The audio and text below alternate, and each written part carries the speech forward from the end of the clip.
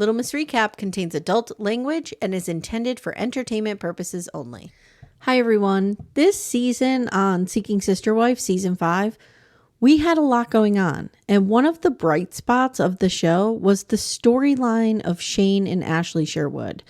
When we first met them, we weren't sure what was happening. We just knew that they kind of broke the mold because Ashley was the one who was seeking a partner rather than Shane. As we got to know their story, we learned that Shane was battling cancer. We see that Ashley is expecting a child, and their story became pretty important and sort of became the heart of the show. And so we were thrilled to connect with them and be able to sit down and talk with them about what was going on behind the scenes, where they stand in terms of Shane's health right now, and what is happening in their seeking journey. So please listen as Amanda and I sat down with Shane and Ashley Sherwood from Season 5 of Seeking Sister Wife. Here's the interview. Hope you enjoy it.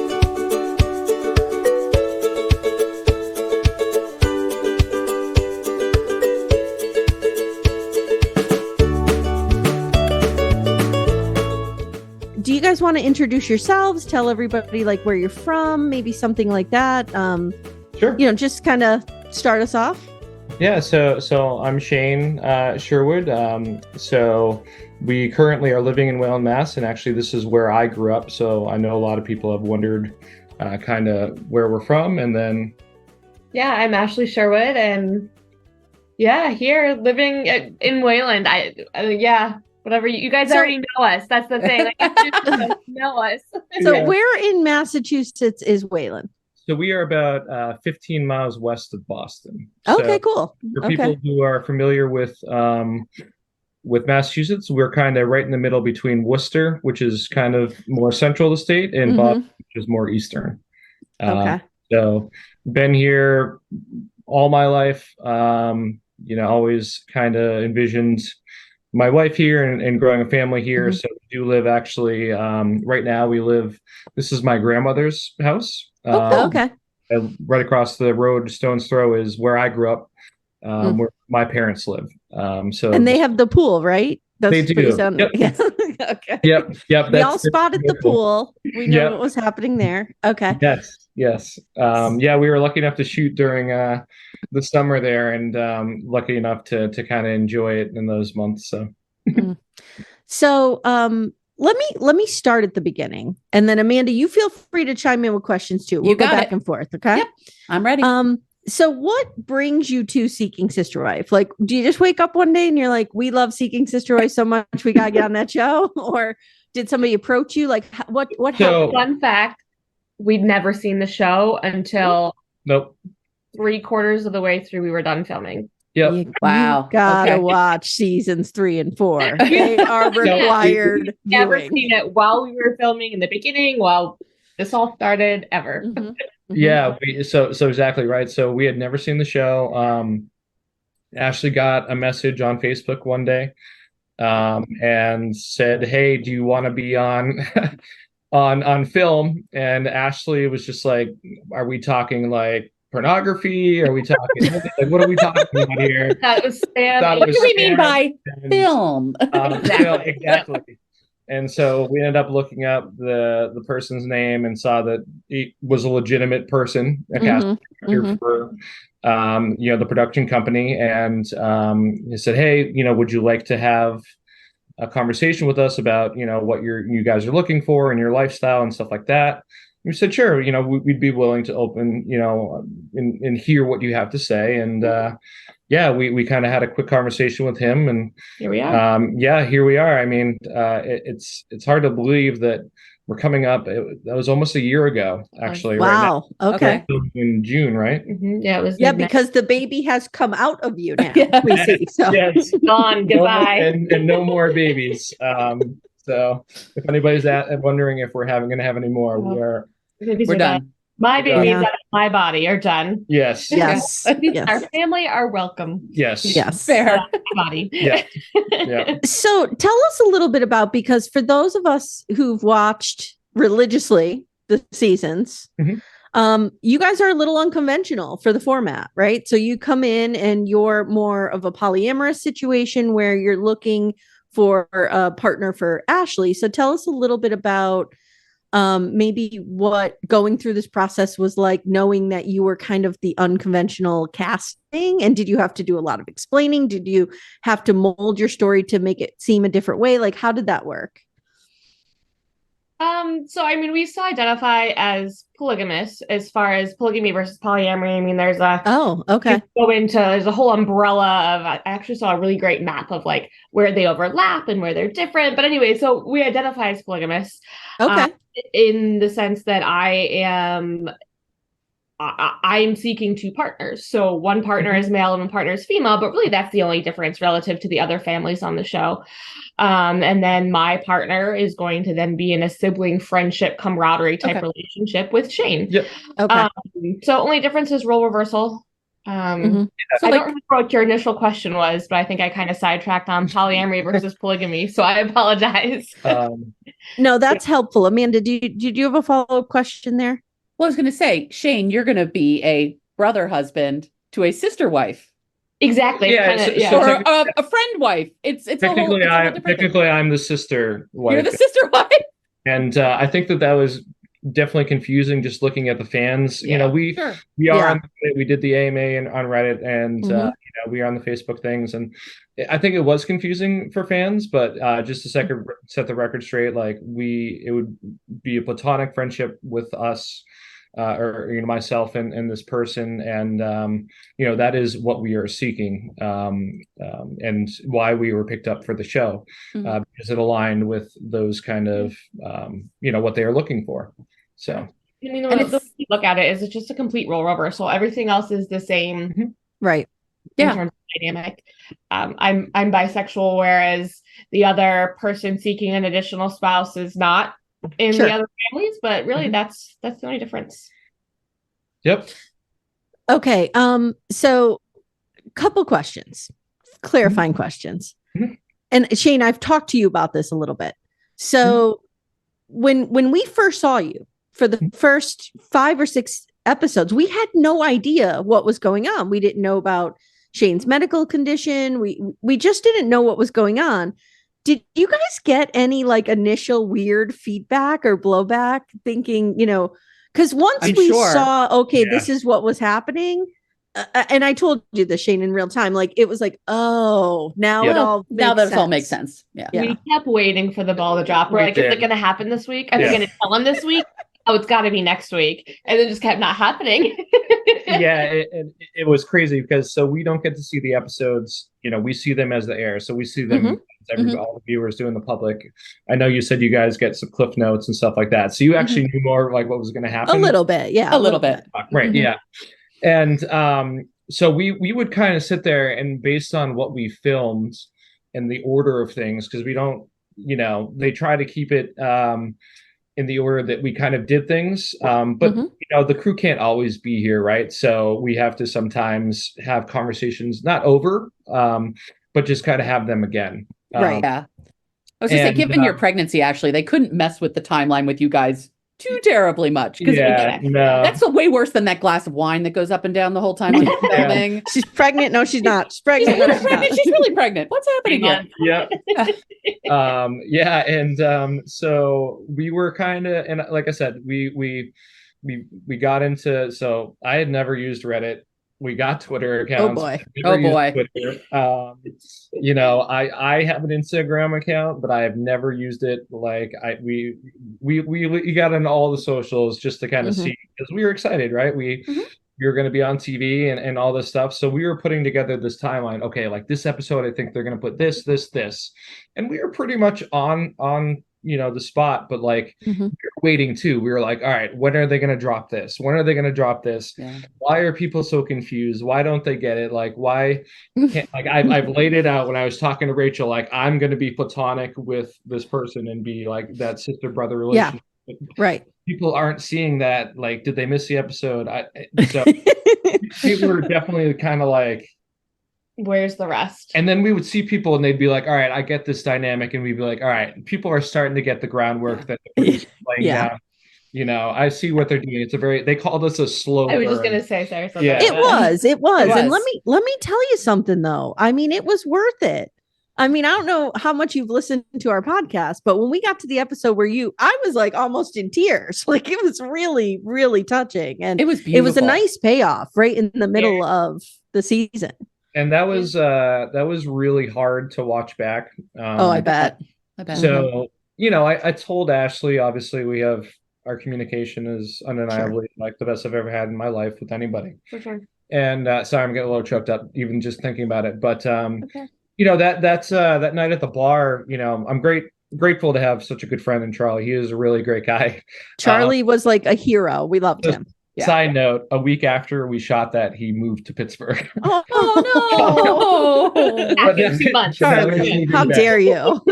And a side note, he might kill me for saying this, but because of our story, he's now dating a girl and they are thinking of seeking almost the same thing we are. Great. So they've come to us and had conversations with us. So yeah, very helpful to kind of repay him for that night because it was tough. And it was tough for me to watch it back and be like, oh my God, I feel so bad for that guy on the screen. And I'm like, I am that guy. I have cancer. And then Ashley, looking over at Ashley and her seeing that and the reaction, it was tough. Sure.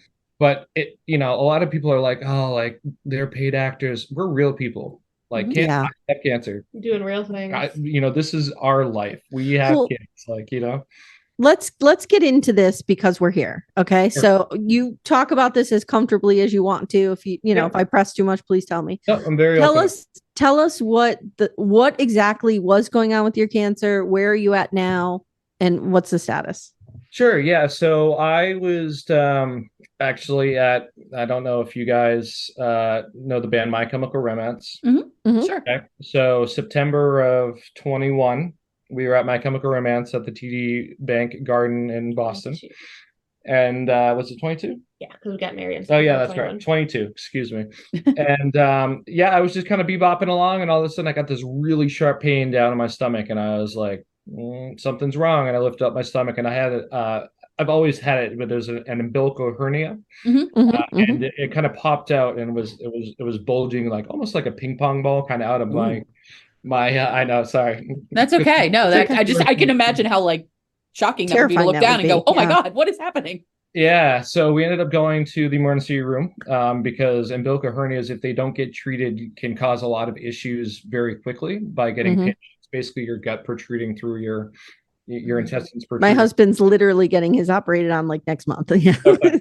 So they fixed that with the surgery. I'll talk about it in a second. But anyway, so they did an ultrasound and then they did an MRI right then, and so they're like, your hernia is okay, but we found some spots on your kidneys. Have you had any operations or something? And we were like, nope.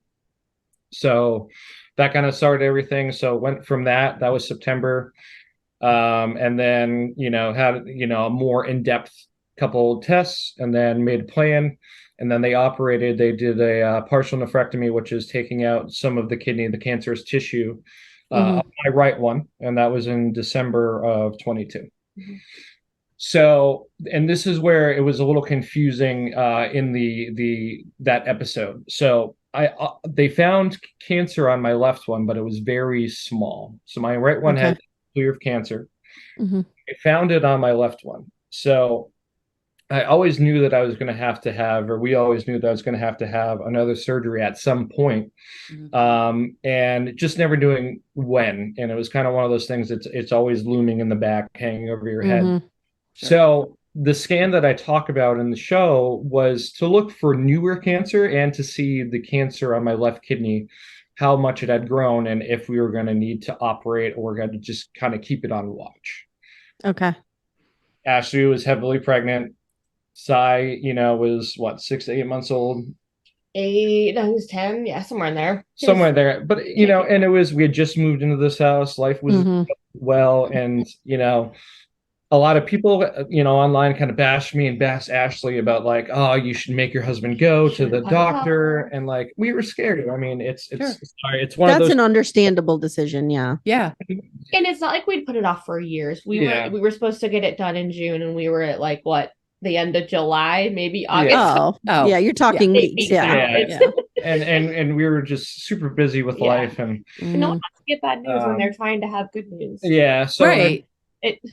I know now that it probably wasn't great. So long story short, we made a plan that. So actually, that after that scan, they were like, no, we don't need to do anything. We're okay. So every 6 months I have an ultrasound, and every year I have a CAT scan.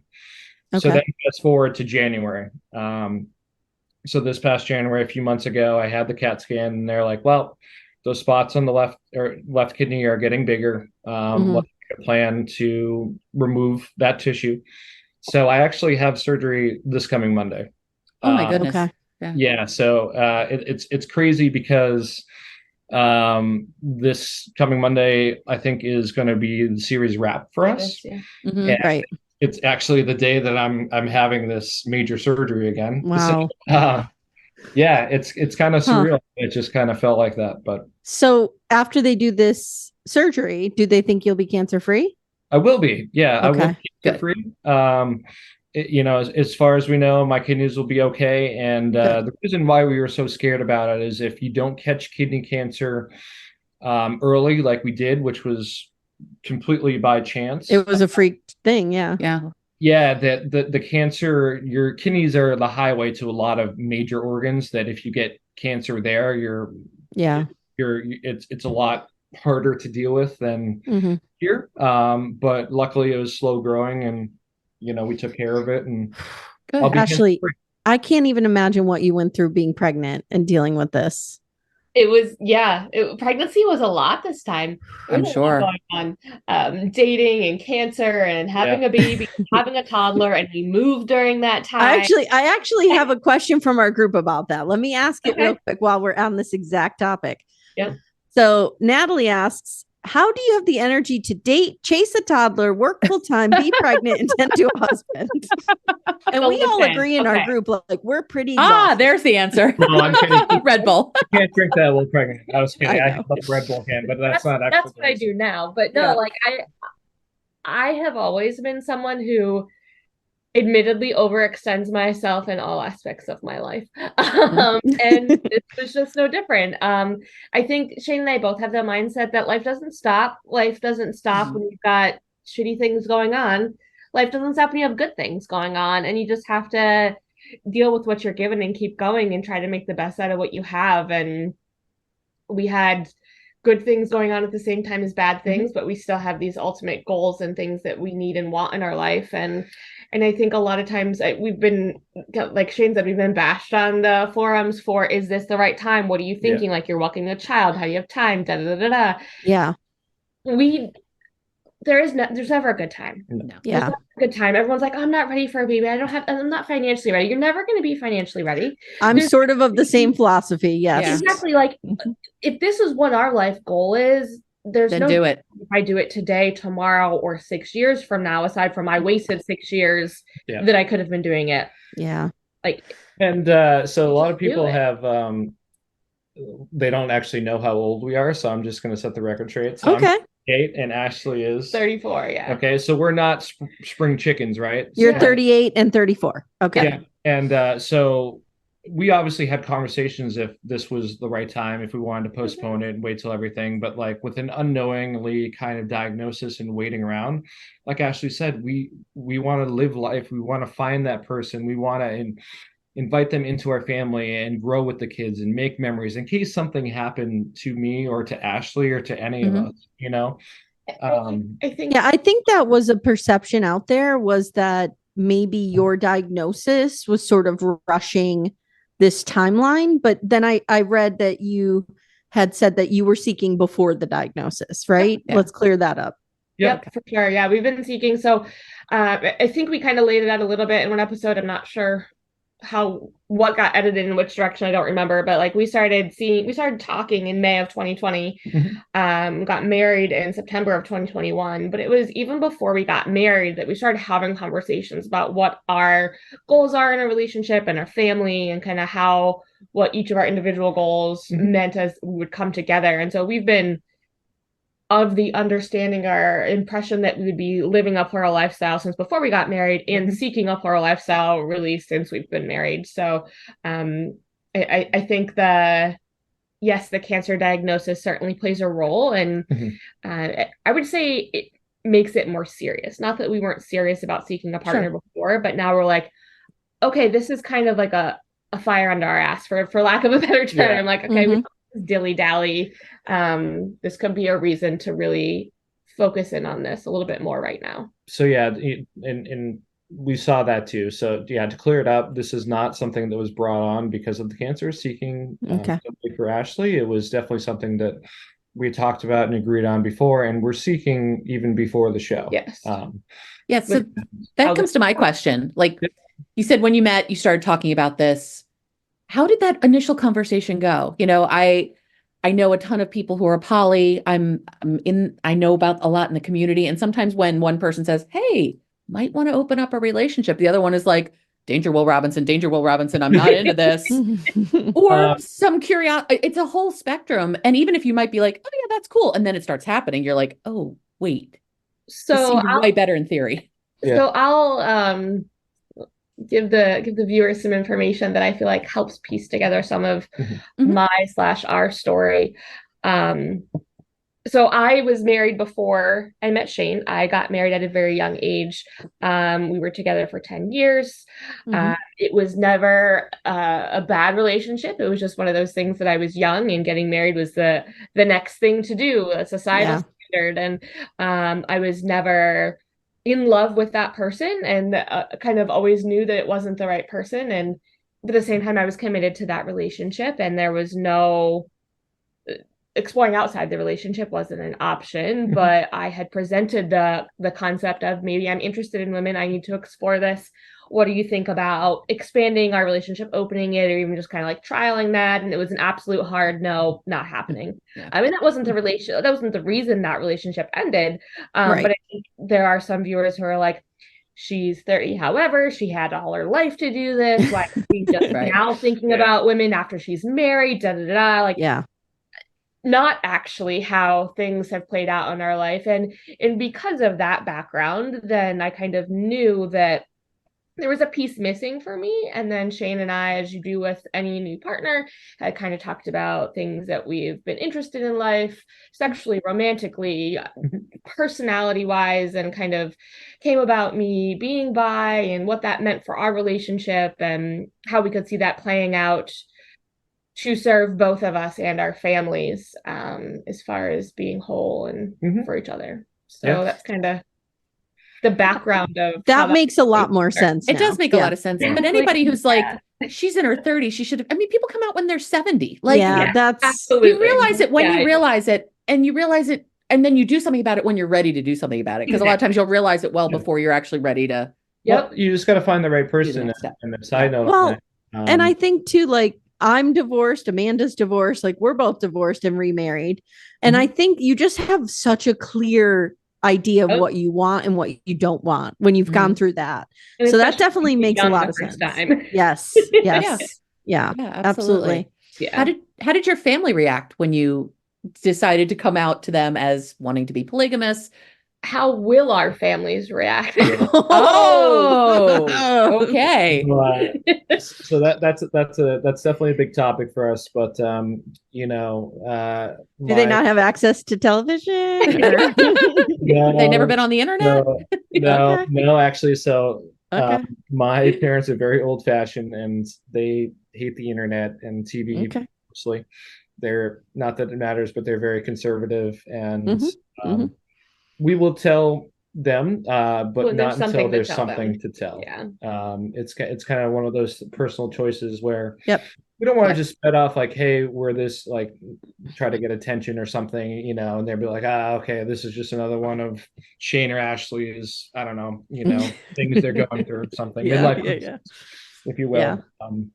Hopefully not, because we're too young for that.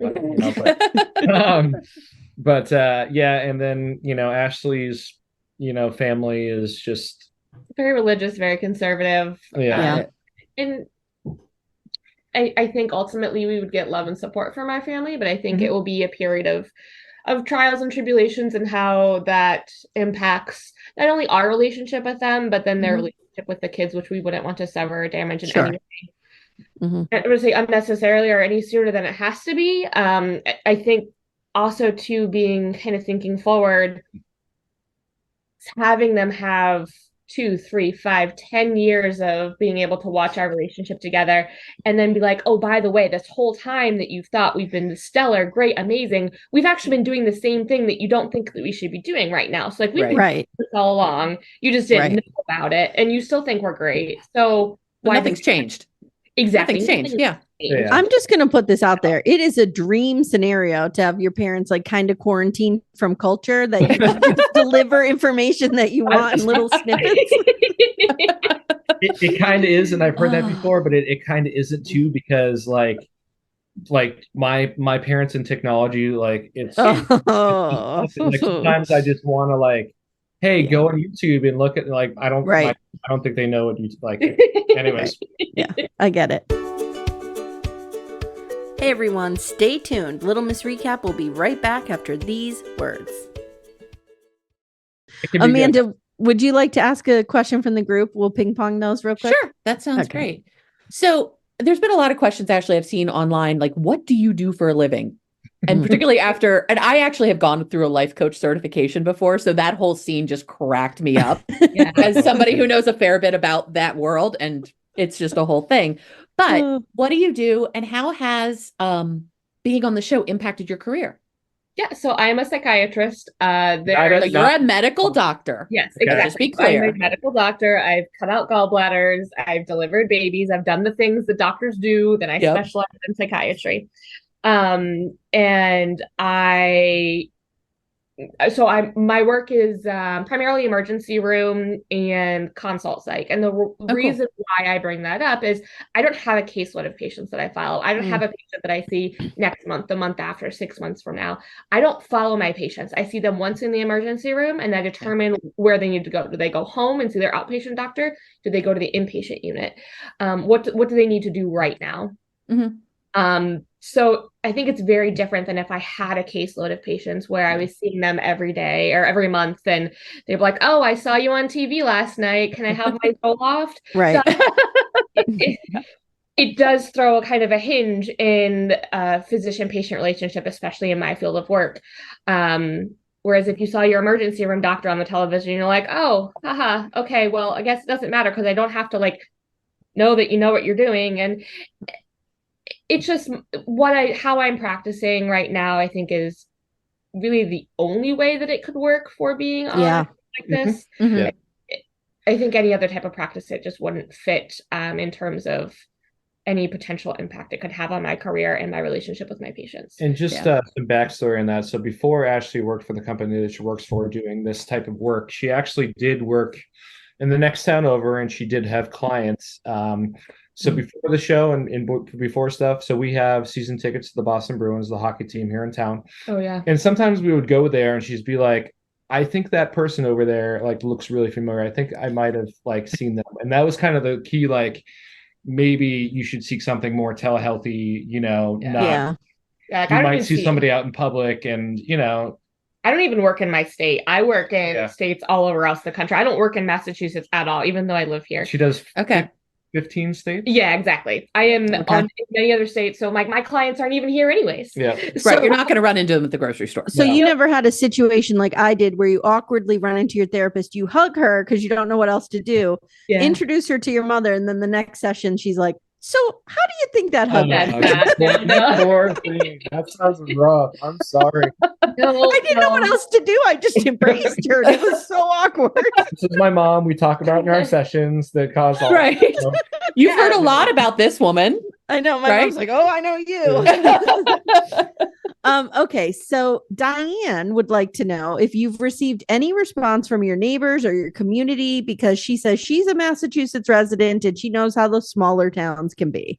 We've only had positive response actually from our neighbors and community. I would say we're not like out and about in the town square or anything like that, but we have had people be like, "Hey, saw you out to dinner." So it really wasn't until that AMA, right? So we haven't been approached by anybody like out if we're out shopping at the grocery store or anything. We live in a very small, one exception town. To that, we'll tell the story. Yeah, and but we were like, nobody's ever going to know. It's a small show, and then all of a sudden, somebody, when we did the AMA, like there was somebody from Whale, and they're like, "Oh yeah, like the PTA, we all watch your show." Like, oh God, for you guys, and we were like, "Well, you see all the time, but we too nervous to say hi." And I was like, "Wait, why? But why did you say hi? We're normal people, like right. We live in the same town." But yeah, we had a negative response, but we've only had one person, and it was actually recently. It was about 2 weeks ago. Recognize us outside, and we were at a brewery. Oh. We were meeting a friend, so we're big board game people. What sport were you playing? Yes, what competitive bar sport were we playing? We were playing board games. Okay. We met at a brewery in Canton. It's called Trillium. It's a very popular one here. Sure, and I know Trillium. We met our friend who didn't know about the show, because we try to keep kind of our friends that don't, just newer friends. We don't want to be like, "Hey, by the way, we're on TV for a show that I'm looking for a wife," and blah blah blah blah blah. We're on a TV show called Seeking Sister Wife. Exactly. Nice to meet you. Yeah. Like I said, we're normal people, and it's not something that we kind of just spout off. And we went up to the bar, and the bartender was like, "You guys look familiar. Do I know you?" Oh my God. This bar. And we're like, "Nope, never been there." And she's like, "No, I know you." But I know you. And I was like, do you watch so she was trying to deny that she's glued to her television screen every time Seeking Sister Wife is on. Well, exactly. She's like, another bar, and like she's like, "Oh, like, do you guys go to so and so bar?" And we were like, "Nope." And she's like, "Okay." And I was like, "Do you watch TLC?" And her face just turned like this like expression. Oh my God. And that was like our only claim to fame, as being like recognized. There you go. Yeah. I like it. So another burning question from our group, because, I know you've been watching the episode, so you see the other couples, is what will the sleeping arrangements be? Are you getting the 12-foot bed? Listen, I'm all about a big bed. However, I don't know if y'all saw our bedroom. It's not going to hold a 12-foot bed. Yeah. This house is very old, and they must have been a lot smaller back when this house was built, because we have the room. Okay. I would say we're open, we're flexible. We are people who, we don't have any like set ways, like this is how things must be done. We're always open to conversation. And if whoever joins our family is insistent that she wants it one way and not the other, we're absolutely open to having that conversation. And if there's a preference that we have more so than something that she wants, like, we have a conversation, we figure it out, and whatever's going to work best for our family. And that person, like, I can't say that this person has to fit this mold and must fit this side of the bed. If she wants her own space, great. If she doesn't want to have anything to do with sleeping in the same bed with Shane, fine. Right. We definitely talked about it both ways, where we, I would maybe either sleep in a different room, and Ashley would kind of split her time between, this person and myself. And, that's okay with me. Or we might have a bed like the Davises have, which honestly, I just want because of her 4 dogs in 2 days. Like, But just think about how expensive those sheets are. This is the thing I can't get past. Well, how expensive are custom sheets for a 12-foot bed? I don't. Well, you need 4 people to put them on too, right? Exactly. But no, actually, the Davises are great. So we've talked to our other kind of, I guess, co-stars a little bit. The Merrifields too. So I've talked to Garrick, but very, very briefly. Okay. Did Danielle reply? Don't do the imitation. Don't do the imitation. Don't do the imitation. Okay, go on. I mean, I gotta do it. You have to see her do it. She embodies it. It's really pretty spectacular. So you kind of go like this. You kind of go, well, Danielle and I were in the garage and Jesus came by. Like, it's like protruding out the jaw on the bottom. Yeah, that's really good though. I like that. Yeah. They're something. They're interesting. Yeah. They are interesting people. You've talked to Garrick a little bit. You've never talked to Danielle. I think I've exchanged a couple of messages with Danielle, but when I say a couple, I mean like a literal couple, not like a couple times. I mean, so let's do this. Let's do you have to be trapped in a room with another couple from the show. Who do you pick? Who would it be? Definitely the Davises. Oh yeah, for sure. Yeah. I feel like Nick Davis would be a lot of fun to be in a room I think it would be a good time. Well, so Nick and I are both stay-at-home dads. Right. So, do you dress for the occasion? If you dress in a three-piece suit. I'm not as sharp a dresser as Nick is. He wins there. Yeah. Before the babies, did you stay home to think and feel? Because that's what he did prior to children. I did not. No, I was in the biotech industry. Okay. I tell you, Nick Davis, smartest man in America. Smartest man in America. Jared was singing the ABCs at like 20 months. We were but they're very lovely people. We've talked to Becky a little bit, and yeah. So, and not that we haven't talked to the Salahuddins. We have not. No. I haven't reached out to them, but and here's the thing with Ashley and I is that we know that people judge us for the lifestyle that we live. Right. We really try not to judge a book by their cover, and like sometimes we do watch a show and we're like, oh, we're like you guys, we're like, oh my God, I can't believe they just said this or they just and then we put ourselves in their shoes and we're like, yeah, but we're kind of doing the same thing, and like we can understand that to a point. Yeah. We try to judge people by what is coming out of their mouths. Yes. On the show. That's why I like to judge. I mean, that's the only way you can do it, right? Because we're very sex positive. We are very open minded. You do whatever you want, but as long as everybody involved is happy and consenting, go with God. I do not care what anybody does. Yes. Easy peasy. Okay, so I think I asked all the questions from the group. Yes, we have hit all of those. Did we hit all of them? The sleeping arrangements was a big thing. It was a big thing. Awkward to ask somebody what they wanted, how they want to sleep. I'll go with a question, Amy. Okay, go ahead. Shane. Oh, I said it was definitely something that we discussed with the producer. I think it is on film. I just don't think it got there. So. Yeah. I feel like it's like there's like tropes of this show that we always have to go through. One of which is where's everyone going to sleep and how are we going to manage this? And then you guys haven't had this. Like you have to tell the stranger about what you're doing. You have to go to like a flower shop and be like, oh yeah, they haven't. We're polygamous. It's like, right. And you really have to try to pick someone that you know is going to be offended by it, and tell that person. Absolutely, absolutely. So go ahead, Amanda. I was just say so. My question is: so, how has being on the show impacted your search and your relationship? Good one. I would say, and I know you probably can't tell us things, and that's fine. Say what you can say. Oh no. I would say as far as like I'll speak to our relationship. Our relationship, and it's so funny because we see people and what they comment on or what they think they know about us and our relationship. Because some people couldn't be more wrong. It's insane. Sure. Our relationship is insanely strong. Like our communication is beyond anything I've ever experienced. And our relationship was strong before we started this. Our relationship, I would say, is equally as strong, if not stronger, through and after this. For sure. It has had zero negative impact whatsoever on us. No. Our search continues. I would say our search in terms of anyone new that comes up in as a potential partner, we, I think appropriately so, or in a wise fashion, have a little bit of air of caution. Like, okay, are you in this for the right reasons? Now you know that I'm a doctor. You saw that we're on TV. Like, are we sure that this is you're not searching for something else? We need to kind of clear that out of the way first. But aside from like how, I don't know if you have anything else to say as far as how it impacts our search or. So there have been people that have, so I like to interact with fans. You've probably seen me on Facebook in the forum, and I love it. I mean, it's one thing that I just like to do. Ashley, not so much, but so there have been people that I'm always there. Yeah. You just don't know. So there have been people that kind of have reached out because Ashley didn't respond to them. So I'm like the next best thing. Get the scrap. And like Ashley said, so we were fortunate enough that when we were almost about to sign on for the show, we actually reached out to Sidian and Tasha, who you know from the previous seasons.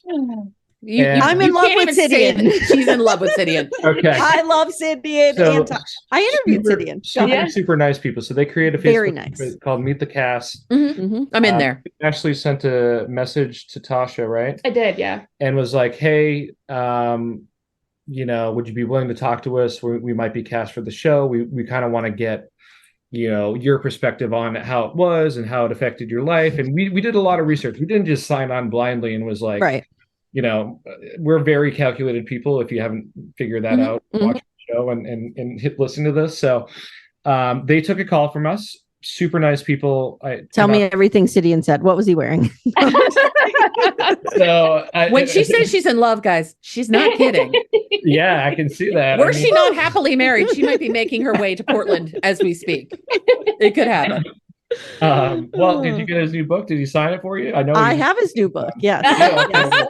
But they just said, hey, look, we're going to be real with you. There's going to be people that are going to come out, and not everybody has the right intentions. Sure. Just be very cognizant about who you talk to and what you talk to.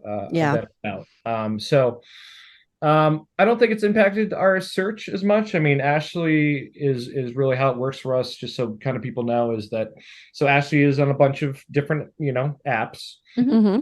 And she'll not 10. Not 10. Not 10 like Eric. 4 on my phone.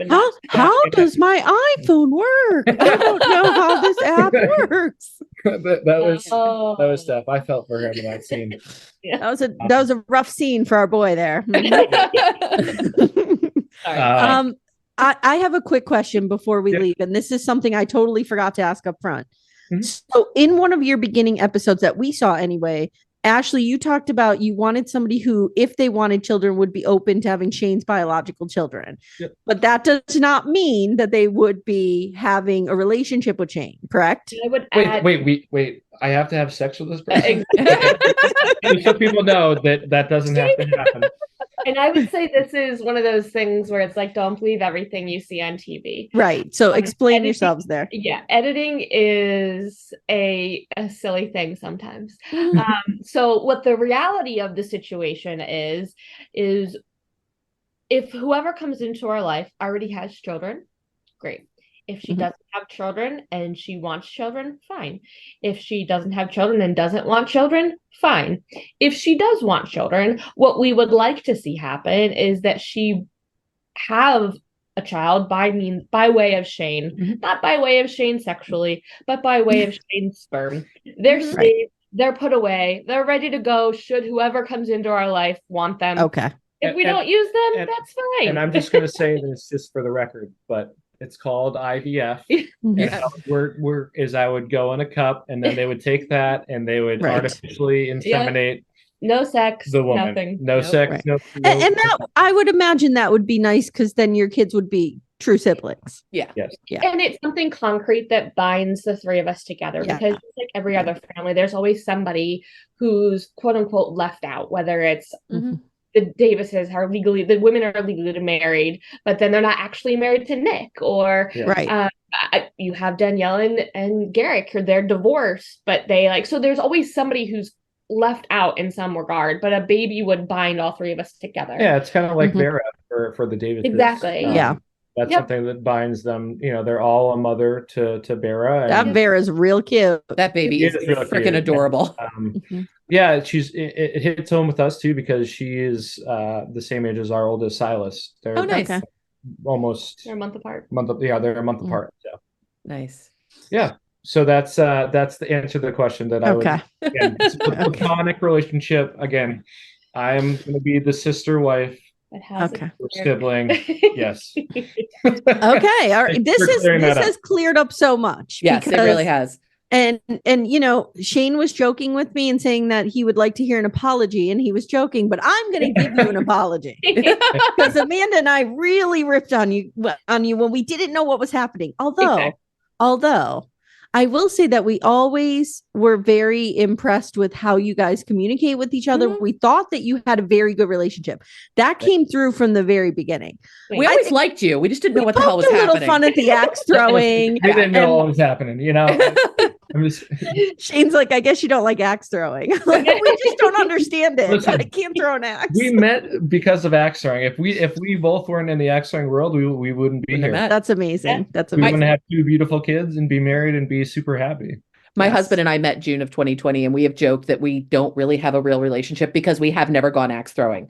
Because that was like the cliche date in 2019. There's still time. I know there's still time. I keep telling him one day I'm going to take him axe throwing and we'll just start over. Timmy and I have split wood together. Does that count? That does. I mean, you held an axe in your hand. Yeah, we're throwing an axe into a log. Yeah. Well, okay. So Timmy threw the axe, and I just watched. It happened. I was there. I mean, you explained to me that you're not very athletic, and you're probably good at it, and that's why you haven't done it. So I gave you a pass, and I accepted your apology. Yes, thank you. You do not want to give me an axe. Which one of you is the better axe thrower? Okay, hands down. Like, he's a big deal. So I know you guys made fun of it, but I used to be one of the best axe throwers in the world. I've been on ESPN. Oh, wow. I've been in the finals of the World Championship for knife throwing. So being in kind of the public spotlight was not something that I was. It's not new to you. It's not new to me. And I was signing axes for little kids. Like, oh, I was the first fully sponsored axe thrower in the world. So I was. Did those axes for the little kids have like protectors on the blades? Just asking. No. Oh my God. They're sharp as heck. So if you go to an axe place, they are dull. Like, those things will chop your finger off. And one of the most common injuries is when it gets in the board, and you'll take, and the axe will come out, and you'll drop. Hits back? No, you'll drop it, and your gut reaction is to grab it, because that's what you do when you fall it, and it cuts you. And there's you got she's got some battle wounds here. Ouch. There it is. Oh yeah. Ooh, yikes. I would think pulling it out of, like, because I know a real axe, when you're pulling it out of the wood, you have to watch you don't hit yourself in the face with it. I would be injured all over my body. Amy, you cannot do this. You cannot be allowed to do this. Listen, we did some coaching with the film crew, so we can do it. We did. Listen. You have a sonnet you want dissected. I'm your girl. But I'm not gonna throw an axe. I'm just not. It's not gonna happen. All right, guys. Thank you so much. This was so great. You guys are so lovely. Much fun. Thank you so much. And let me just say, and I said it again, I'm not blowing smoke. Your story's beautiful. Yeah. We were glad to see it. Really glad to have it this season. And we wish you all the luck in the world. Thank you. Thank you so much for having us and reaching out, and even just making that post. I mean, it really, that response to that episode and to our whole story, by the people that get it and aren't just bashing us because they watch reality TV to bash us. Yeah. It's been really, help Ashley and I, and we want to thank everybody that's watched and made this journey, what it is, and great for us.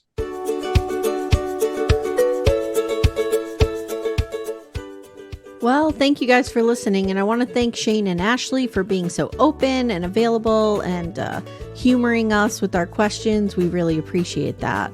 And don't miss our coverage of this season. We still have 2 episodes to go, guys, and we're very, very excited. So subscribe to Little Miss Recap wherever you get your podcasts, and make sure you don't miss an episode. Thanks, and we'll see you soon.